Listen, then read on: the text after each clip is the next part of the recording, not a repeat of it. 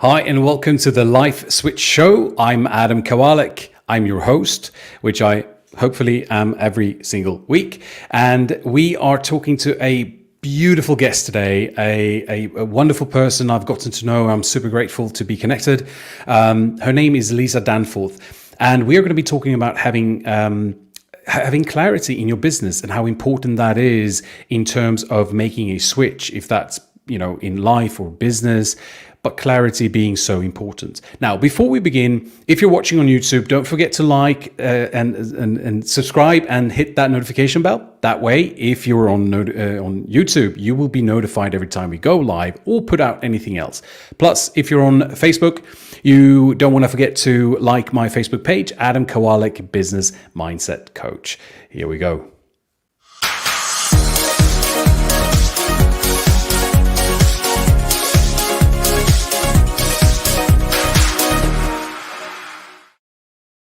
All right, as I promised, my beautiful guest today is Lisa Danforth, and she's a speaker, business strategist, and a vision coach that over the course of 28 years has run and operated 5 businesses.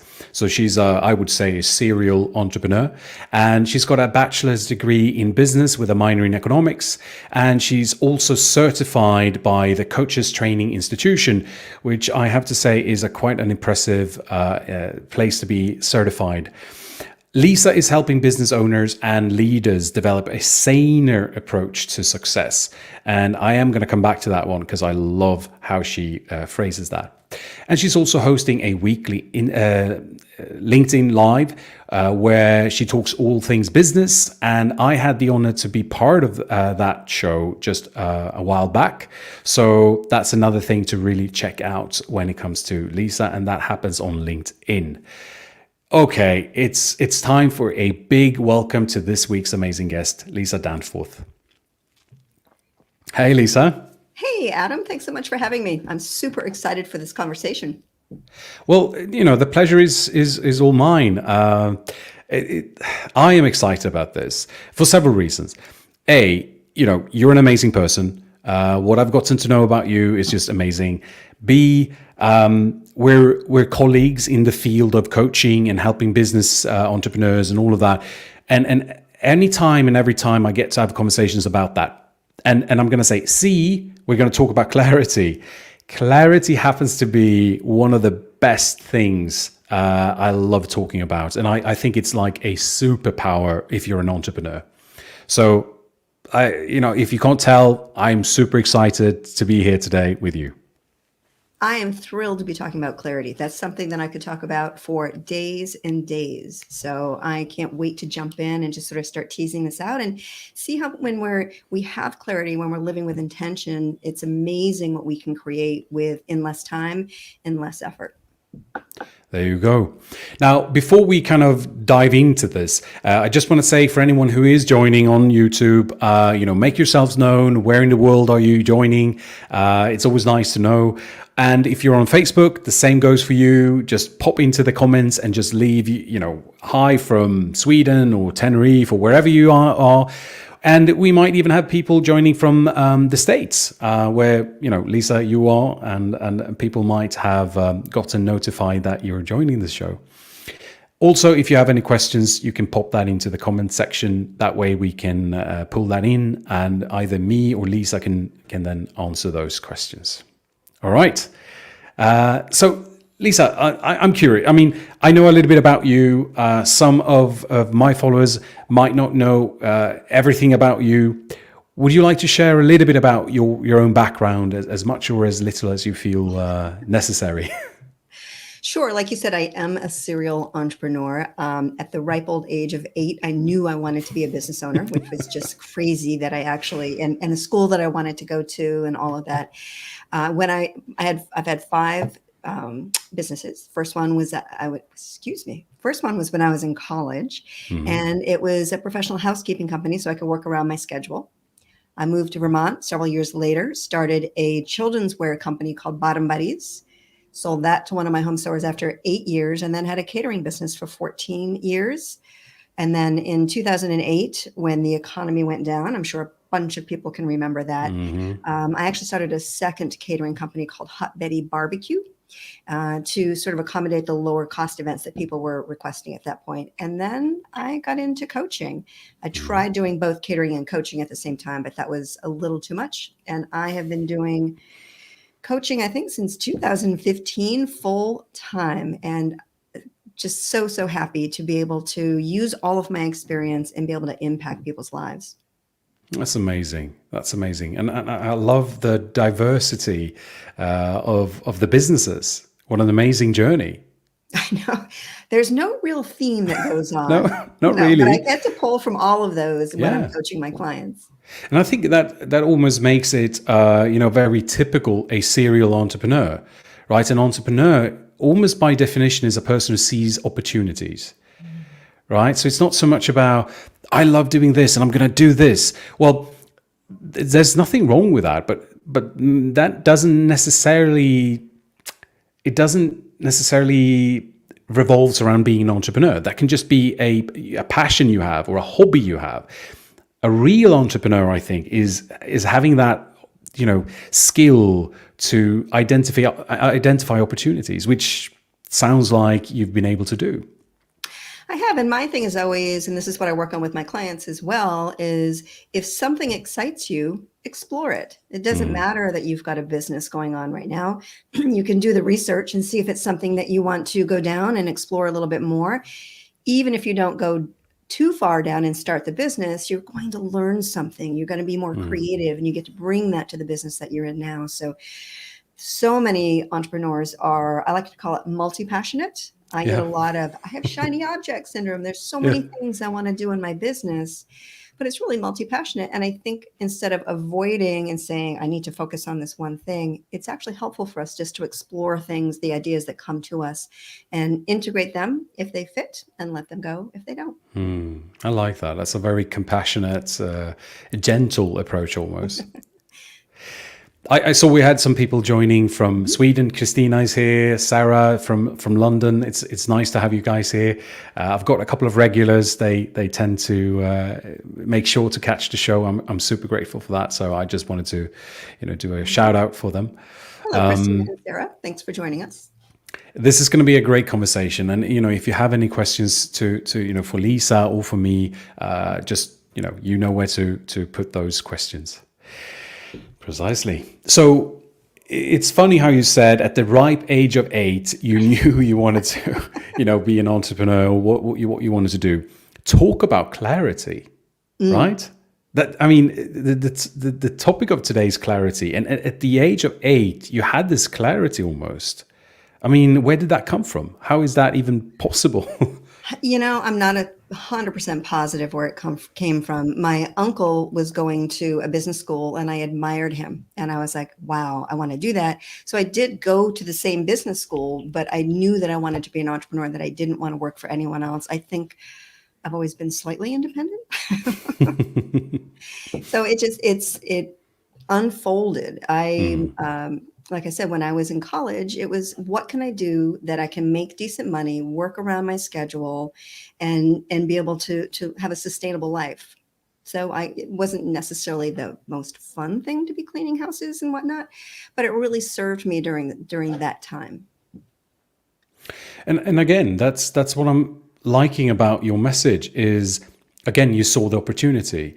And I'm going to bore everybody about this, but again, you got clear on the opportunities here. You said, what can I create that can work around my schedule, that will still bring in a decent enough and income so that I can support myself? I mean, that is getting clear on what you need, what you want, and then going out and creating it, versus I'm just going to try something, I'm just going to do this, I'm going to do that. Just throw something up against the wall. Yeah, I mean, there's nothing wrong in it. It's just from what I'm hearing, it sounds like you had a deliberate, clear mindset around it. When we pause, and that's a word I talk about often. I mean, all the time. When we pause, we can gain clarity and then we can move forward intentionally. How do we create the life that we want to live?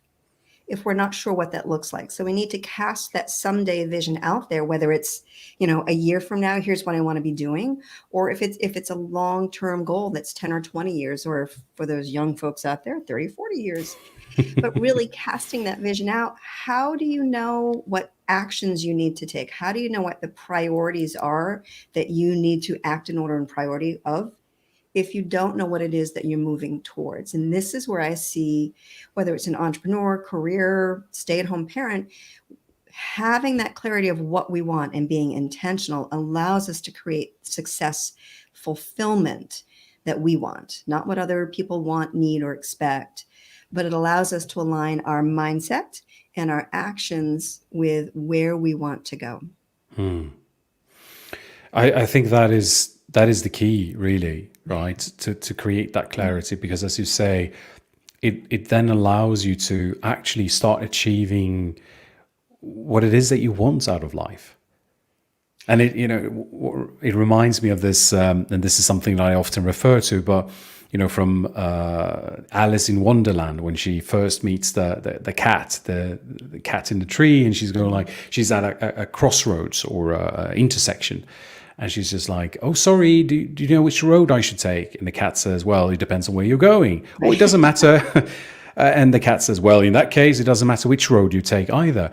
Because it's almost like that. If you don't know where you're going, any road will get you there or not. It kind of reminded me of that as well. It's so true, right? So we have to have some intention. And you probably have experienced this in your coaching at some point as well, is it is hard for people to slow down. It's not easy. It's very simple, but it's not easy. And this is where we get tripped up, to slow down and gain clarity and ask those questions. Where am I going? What do I want to do? Who do I want to be? And who do I need to be to help get me there? Just, it's questions. It's all questions, and it's pausing. It's thinking time. If we don't schedule thinking time, we're going to be reactionary to everything around us instead of creating an intentional life by Well, that's a design good instead of by point. default. Oh yeah, that's exactly it. I often talk about the autopilot. How if you're not bringing the awareness or disengaging the autopilot, things will just happen. I mean, there's a fun fact. I don't know how much of a fact it is, but it's said that we basically, all our thinking is 90% recycled thinking from yesterday. It's So that crazy. it's crazy, right? It basically means that your life will only have about a 10% change, if only 10% are new thoughts. Mhm. So, I mean, when I think about that, it just scares me. And this is, I have to say, this is one of the reasons why mindfulness, meditation, and slowing things down for me became such an important thing, to become aware and start introducing new thinking versus being on the autopilot, or, as you said, the default thinking or living. It's amazing. It's so true. And it's that mindset component.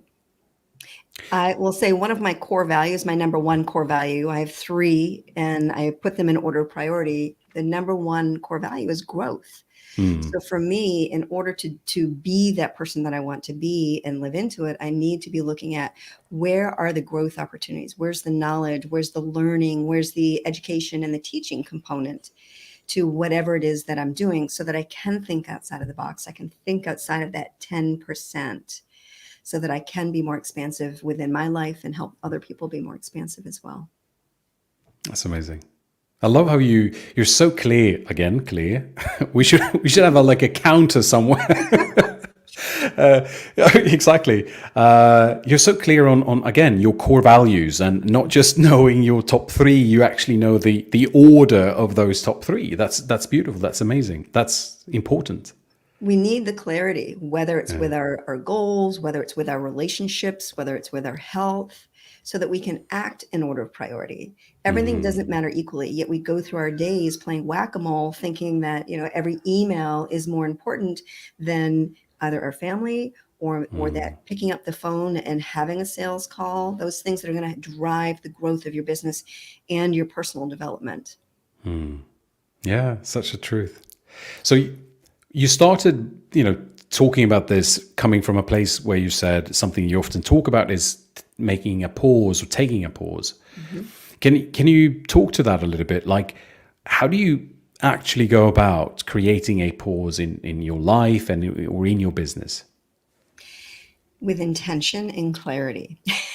Right? Yeah, So there we for the go. clients that I work with, because they're so busy, there's some overwhelm. They're very successful, but they're at that point in their life where they have achieved much of the success that they wanted, but they're lacking that fulfillment. They're lacking the joy, the intention. So honestly, I have them schedule moments, thinking time. I call it T2. Put thinking time on your calendar. Hmm. Don't go big. Go small at first. If you haven't created any space for yourself to pause and to think and just to have a cup of tea and stare out at the world, then don't schedule 2 hours at a time. You've got to schedule 10 or 15 minutes, build the muscle, build the habit so that you can start creating that space to be thinking about what it is that you want and what it is that you don't want. What am I consistently doing that's working? Hmm. What am I inconsistently doing that's working?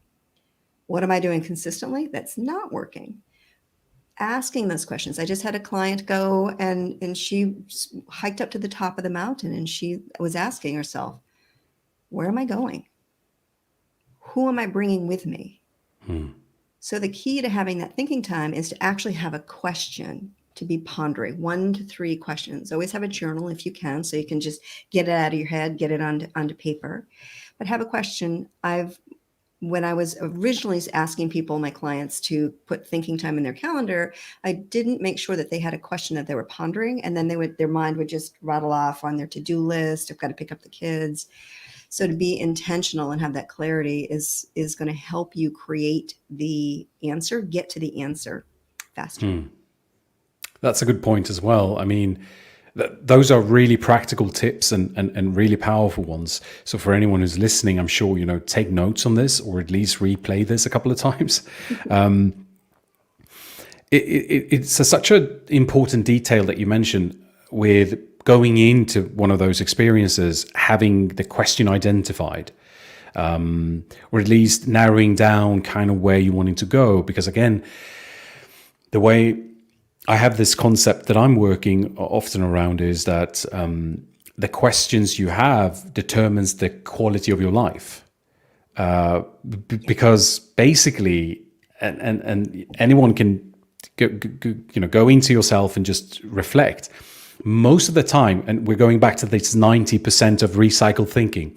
Most of the time, we're not asking questions. We're just assuming. We're what's the English word for that? We're coming to conclusions, Yes. right? We're kind of just like statements. And what I'm talking about here is, God, I had such a horrible day today. There's no question in there. There's just an exclamation mark, right? Hmm. It's just a big statement. Or she's so this and that. And again, no question. But if Right. you can Right. start introducing questions, your Mhm. mind's going to start looking for those answers. So, just to strengthen what you just said or highlight what you said, you move into one of those periods where you're pausing and slowing things down, and you have a little bit of a clarity around where do you want to direct your mind. The answers are going to find you almost. At least that's my experience. Yeah, I think we often approach a situation, a relationship, whatever it is in front of us, through the lens through which we see and experience life, which is our history. It is so because it just is so. We don't realize that we can take that lens off and look at something from a different perspective. Be curious about things. So we go through life judging, not even knowing that we're judging, because it's just the way that we've been taught. It's just like we weren't I was taught English. The religion was given to me. It's not something that I necessarily chose. My name was chosen for me. So when we can pause and be curious about those things, is it so? I think is it. I always get this mixed up. Byron Katie or Katie Byron. I can never remember what Byron her name Katie, is. yeah. But is it so? Or is it just our judgment, our lens through which we're experiencing the situation in? And when we can pause and be curious and tease it apart, we can really chip away at the mindset component that keeps us from being the person that we want to be and creating the success that we want to experience, whatever success is for you, not what other people want, right? Yeah, yeah, yeah. That's a good point as well. On that topic, you have this saying, and whenever I receive an email from you, it says "to your success." I like that, and then you have this saying in your business and around your messaging, to have a saner approach to Mm-hmm. success. Once and for all, can you tell me? I love it, and I'd love to know more. What does that mean? It honestly, it means we are overcommitting ourselves and undercommitting to our goals, our priorities, and our most important relationships. That's not a sane way to live our lives. We need to get clear on the life we want to live and the business or career that will sustain that life, not consume it. When we're focused, and these are my ideal clients, right? So they're focused on that end result, just getting to that goal. And then well, it's not what I expected. It's not what I want, even though I'm making the money and I have my clients, right? So really getting clear on what is fulfillment for me. What does success look like for me? Who do I want to surround myself with? What are the conversations that I want to be having? So that we can then again back out of that and be intentional in what it is that we're building and how we're showing up in these relationships, and look through a different lens. Is the issue that's going on in this relationship me? Do I need to pivot? And often that's exactly what needs to happen, whether it's personal or professional. When we change, the other person has space to step forward and change as well. True. How, and I might know this answer already, but I need to ask it. How much does core values play, in determining your version of success or fulfillment and all of that? I mean, because you're very clear on your core values. Mhm. It plays into it as much as you allow it to be honest with you.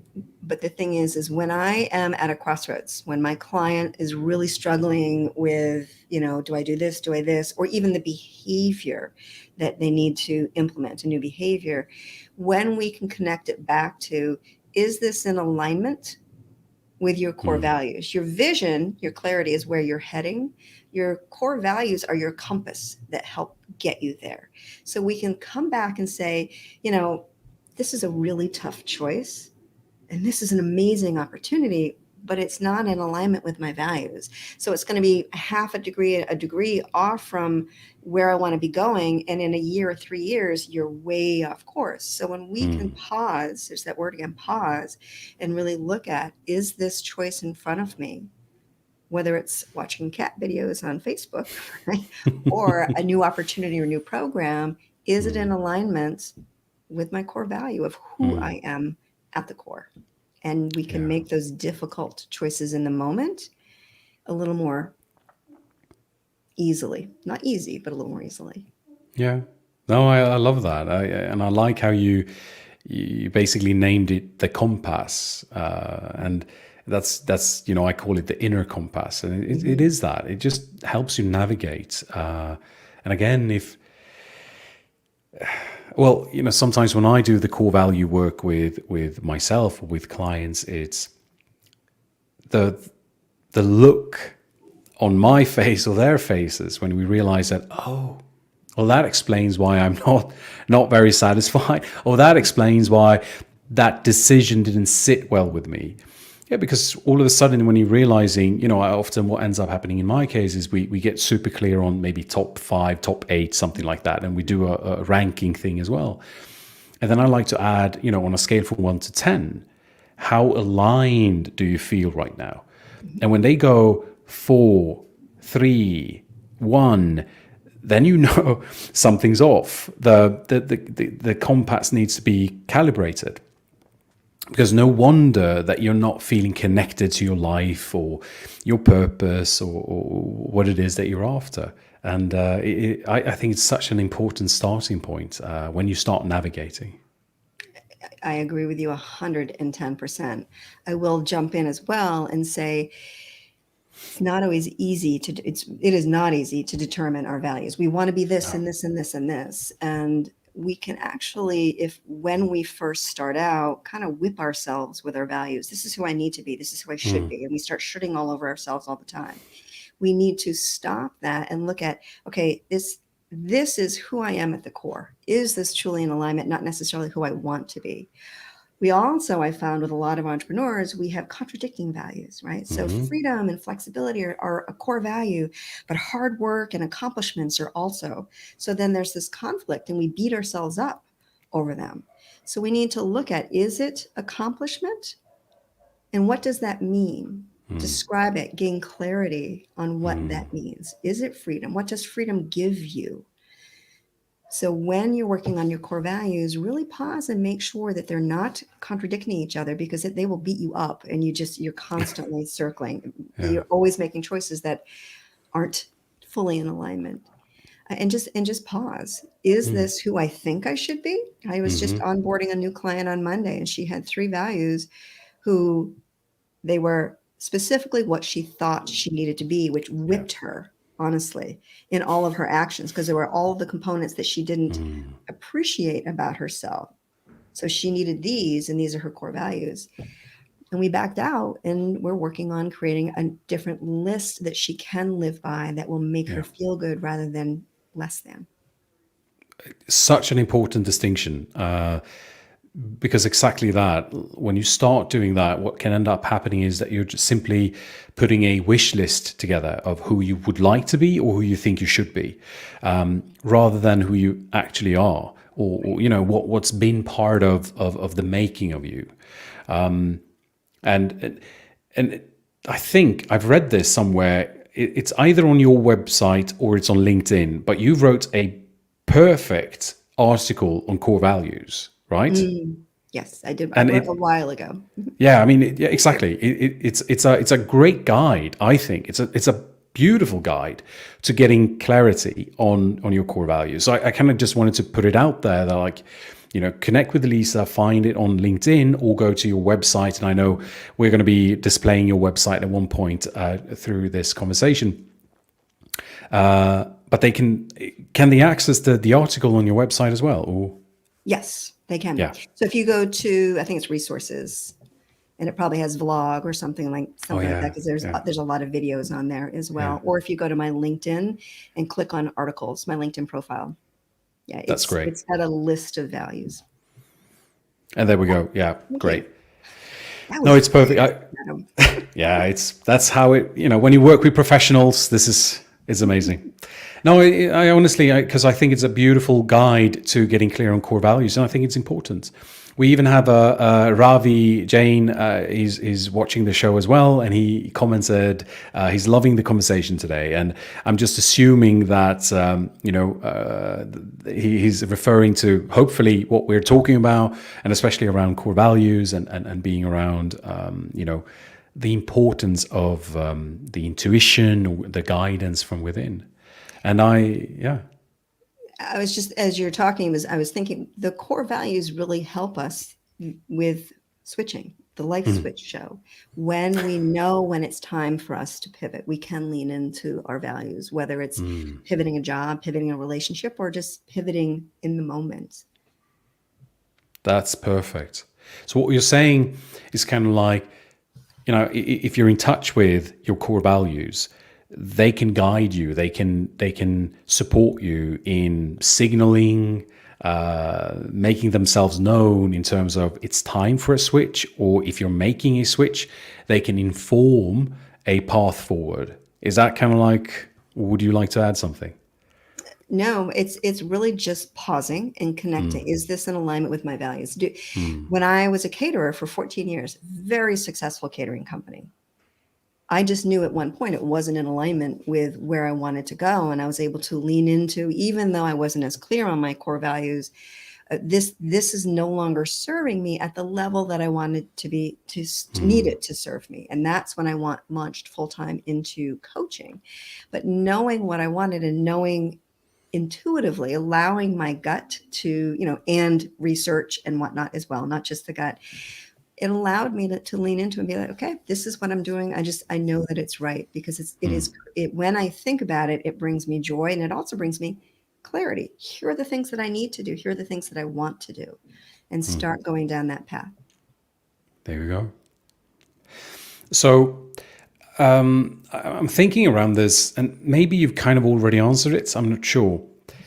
How would anyone go about to start defining or redefining fulfillment or possibly even success? Is yeah, That's a big question. I know. I'm just going to be quiet and have you We have how ponder much that. time do we Yeah, have? exactly. Yeah, we've got plenty of time, 5 hours at least. So go. It's pausing. I mean, it is creating Yeah. space. It is unhooking from our need to fit in, unhooking from what others think. It is truly pausing and saying, what is important to me? Have you ever heard of a palliative care nurse called Bronnie Ware? Oh yeah, the five biggest regrets of the dying people. Oh, it's such a powerful one. Please share Isn't it? that. Yeah. So the five top regrets of the dying, number one, this is a woman who spent the last days, hours, and minutes with people. She was caring for them in the last moments of their life. She started seeing a thread because she would, of course, be conversing with them and they would be talking. When we have nothing to lose, it is amazing what comes out, what clarity, even joy comes out. The number one, the top regret of the dying, I wished I had lived a life true to myself and not what others had expected of me. Number two, for all of you out there, I wished I hadn't worked so hard. Pause. Gain clarity on what a truly fulfilling, intentional life looks like to you. What do you want to experience? What are the feelings you want to experience? What are the relationships you want to experience? And start making actions and movement towards those. But you aren't able to do it until you're clear, at least directionally focused. Good point. That's good. I mean, because yeah, I like that you just said that because I don't know if anyone who's watching the show right now might feel anxious all of a sudden, like, oh, I'm not clear. I don't know what I want and what I should do. And I get it. That can be scary. And what you just said is, well, direction wise, like, know if you kind of want to figure out north or south, east or west. Right. And that's it. Just kind of like you said in the very, very beginning with entrepreneurs, like, follow the curiosity. Like if there is something pulling you towards a direction, follow that and see where that takes you. It's not, you don't have to obsess. I think you don't have to obsess about like being able to visualize the flavors and the smells of the destination. It can be helpful, but if it's not available to you, that's also fine. You kind of want to figure out the direction and start moving in that direction, because the first step you take is going to reward you with feedback, data, because you took one step. It's kind of like now you see more, and if you see more, new possibilities open up, new decisions can be made. So that is a good point as well. Don't be too obsessive about needing to have laser focus or laser clarity, although that can be useful. The point is direction. Yeah. It is progress over perfection, right? There we go. When we There we get go. stuck in perfection, it gets in the way. So we want to just focus on progress, and that opens up possibility. Perfection gets in the way of possibility. So to take that back into that fulfillment piece, when we're pausing and thinking, what the last time that I was absolutely excited and elated or just thrilled to do something, and I lost all track of time, what was I doing? And being curious that way, I actually recommend people, almost everyone has a cell phone these days, and you can take the little notes section on your cell phone and start recording things, whether you're audio, you're speaking into the phone, or if you're typing, to start taking things out of your mind and putting them down so that you can refer back to them when you are scheduling that thinking time, when you have time to ponder. You can look back and say, oh, look at this. There seems to be this golden thread that's weaving the tapestry of my life. I'm going to explore that. Yeah. Yeah, that's exactly it. And it because again, so many people I've met, and this was definitely my case in the past, that when I didn't know it, and everybody was saying like, you need to have a purpose in life, you need to know why you're here, and you need to know your big why, all those things. It kind of freaked me out a bit because I didn't know. Right? I'm And wrong. I'm bad. I must not be smart enough. I don't know what my purpose is. Maybe I don't have a purpose. precisely. And in some ways, I think that, at least again, this was my experience, forcing the purpose, forcing the why, started blocking the creativity, the possibility. So it's almost like the harder I try to get it, it's like the pursuit of happiness, right? You can't just pursue happiness. Well, there are studies saying that people who pursue happiness are less happy. So the trick then is to be happy, but that is such a hard thing to do. But what they're saying is actually, if you're pursuing, you're kind of consciously acknowledging that you're not there yet, Exactly. right? So what you want to do is to slow things down, and enjoy the moments, and that's when happiness finds you almost. So on that note, that's kind of like how I discovered my purpose, by slowing things down, not overthinking it, overworking it, but allowing it to, well, kind of what you said, following the curiosity and allowing it almost to find me in a way. Inviting it in. Yeah. When we're so busy, our head is down, we're playing whack-a-mole, we lose our perspective and our vision of the future that we want. And the thing is that our vision for the future impacts the future that we experience. Oh, yeah. Wow. So we have to slow down and create the space and invite those thoughts to come in. And if our brain is always busy going through, your to-do list, all of these different things that you need to do, you don't have the space to just ponder. And again, our vision of the future, our images, our thoughts of the future impact the future that we experience. I love that. That is beautifully said. I'm just going to say, the whole house was just vibrating. I don't know what happened. That might show up on on the I recording. heard something. Yeah, yeah. The whole thing. Like, I do You not know what stayed they were very doing. calm. Well, I'm fine. I'm in a safe space. If it happens again, I am going to mute myself. But now it's okay. On that topic, this is such a brilliant topic, I think, and we actually got a question from Sarah Jones here about, oh, now it's starting again. But I think this is addressed to you, Lisa. So if you could talk to this a bit and, share whatever knowledge or experience you might have. Let me see if I can read it.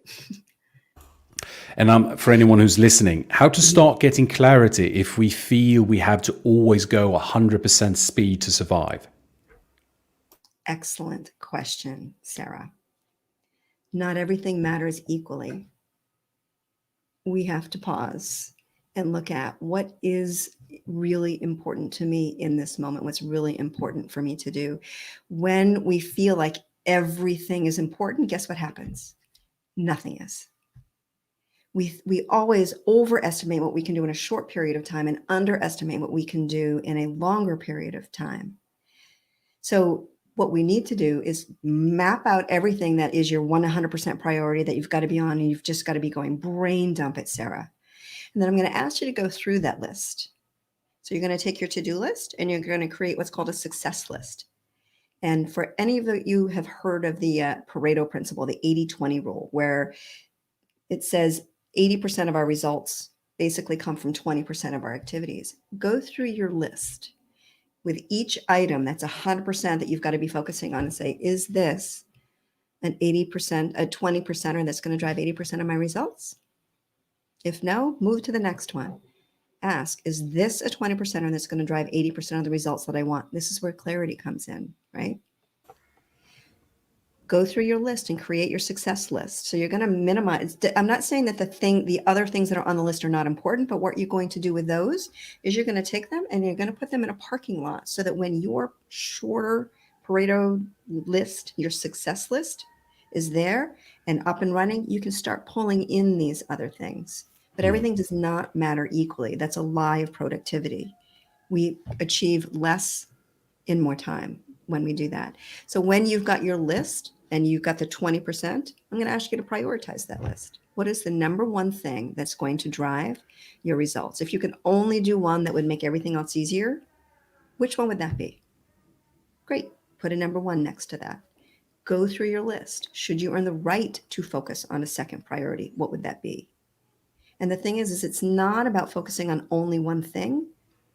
It's about focusing on one thing at a time and putting a time block on your calendar to focus solely on that and saying no to the distractions for that short period of time.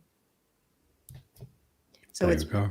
pausing, creating your to-do, brain dump it, create your Pareto principle list, that 20%, set the other one, the rest of that list in a parking lot. You can keep going back to it when you've earned the right and you've gone through those top ones that are going to drive the life that you want to live. That is a great advice. Sarah Jones, who asked the question, obviously says, great advice. Thank you, Lisa. Absolutely. That was such a direct and powerful advice. An amazing thing. You did that brilliantly. That's super, super powerful. It reminded me of something, and I'm sure that I've shared this before for anyone who's listening. Have you read the book, The Essentialist by Greg Yes, and I McKeown? just got his new book yesterday. Me too. Yeah, it's it's so exciting. It's on my Effortless? reading list. Is it effortless? Yeah. Yes. Exactly. Yeah. It's going to be amazing to read that one. And in the Essentialist book, and from my perspective, this is the understated insight from that book, because I think it's just mentioned briefly in a chapter where he talks about three truths of an essentialist, meaning saying basically, number one, there's always a choice. Number two, only few things matter. Number three, you can do anything, not everything. And I think, just if you just think about that for a while, you sit with that. And the way I often do is, after we've stated these, I kind of reverse engineer it, basically saying, okay, so if you can do anything, not everything, what's the one thing or the things you want to do? Well, let's go back. Few things matter, so let's get clear on what matters. And once you know what matters, you use your choice, your focus, your attention, your clarity, and you start working towards those things. 100%. And you mentioned The One Thing. There's a book called The One Thing. Gary Keller and Jay Papasan wrote the book. And I just went through certification for The One Thing. So that is a lot of the material that I just talked about, is taking your to-do list, changing it over to a success list, prioritizing that list.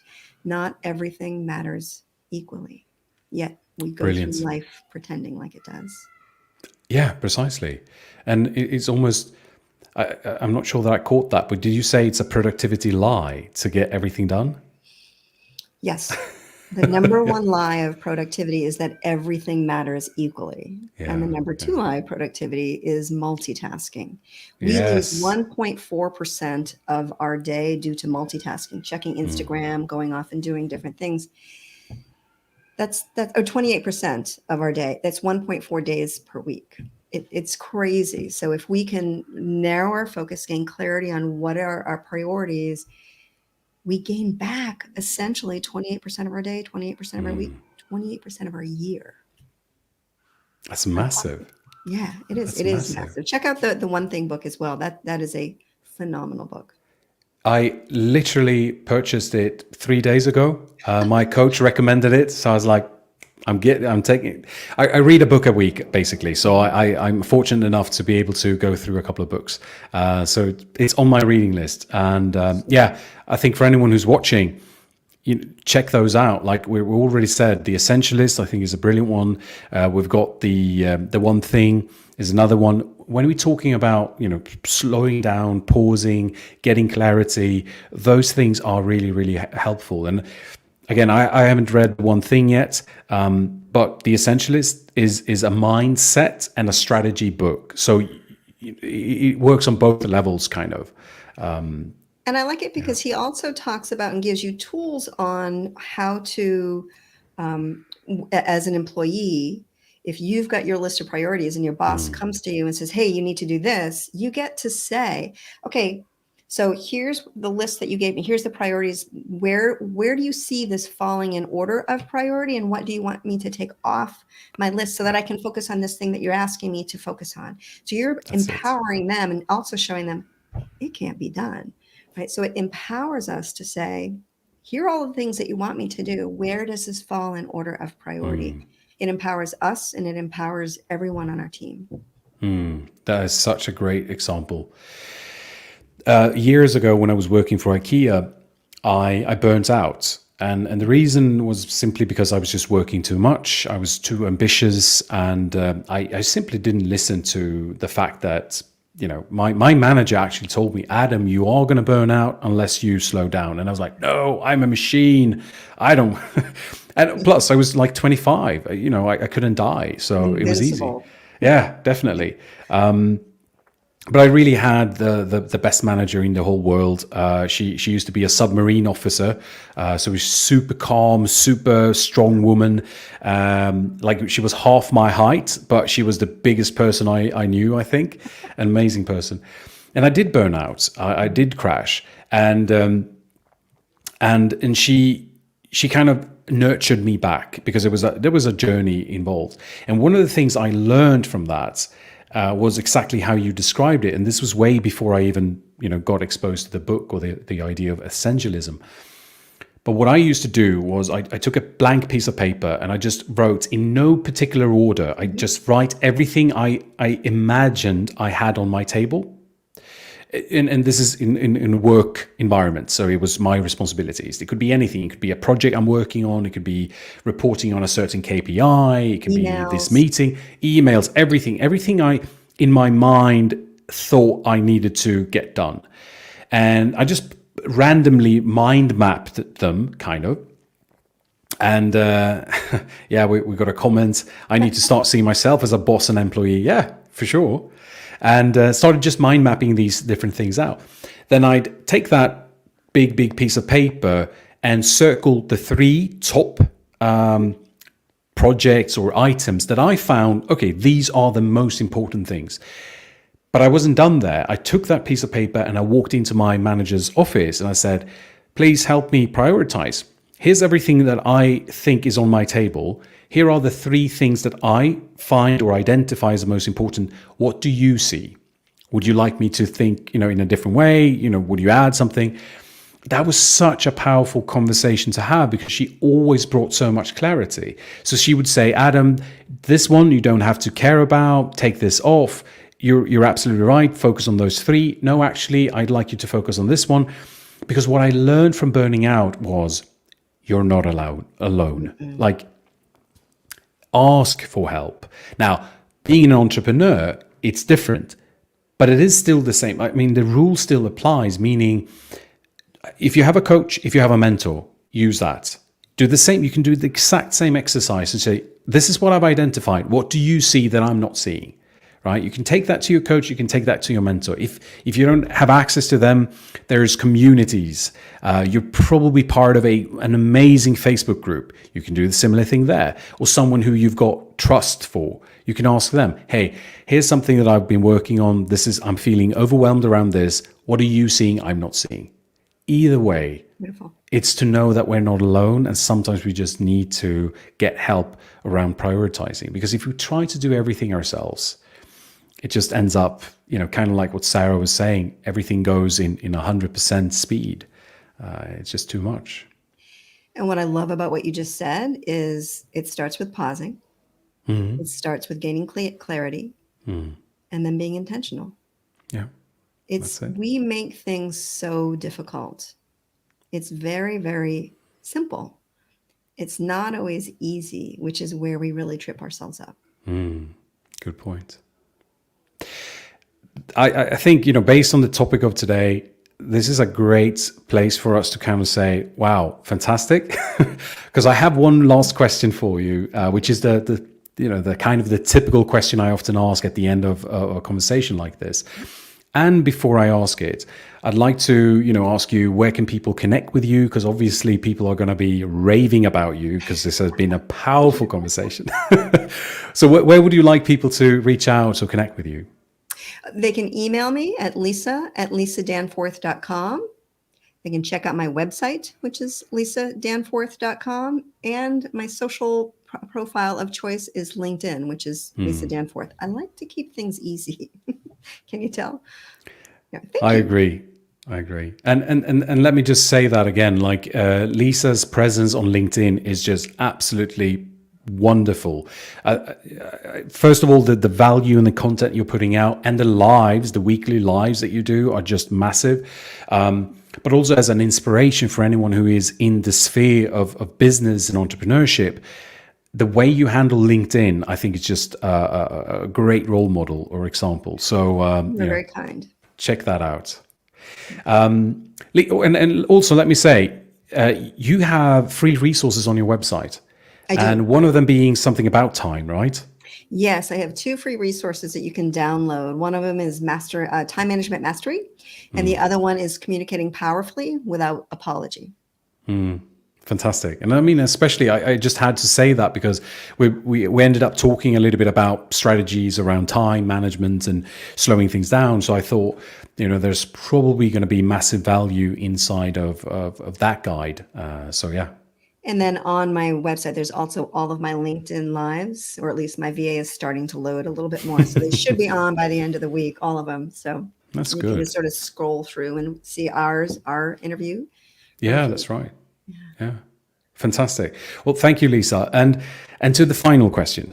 Okay. So you say that you have the mic to the world. Everybody's able to listen to you. You have this once in a lifetime moment where you can share one important message. What would you like people to listen to or hear? Oh, that is such a big one, Adam. I'm going to go back to what I said just a few minutes ago. Honestly, pause. There's a great quote by Viktor Frankl, who is a Holocaust survivor. And he said, between stimulus and response, there is a space. In that space is our power to choose our response. And in our response lies our growth and our freedom. I'm a huge believer in that. If we want that growth and that freedom, we do get to choose. But we need to create that space and pause so that we can gain clarity on the direction that's in alignment with the person that we are, the business owner that we are, the parent, the spouse, the partner that we are. And then be intentional. Start each day with intention. So pause, gain clarity, gain intention, and move into the day. That's it. Fantastic. Thank you very much, Lisa, for sharing that. And that is such a beautiful quote from Viktor Frankl. And he's got a few really, really wise things out there. His book, Man's Search for Meaning, is just fantastic. Thank you so much, Lisa, for sharing that. Thank you for coming on the show today. It was an absolute pleasure.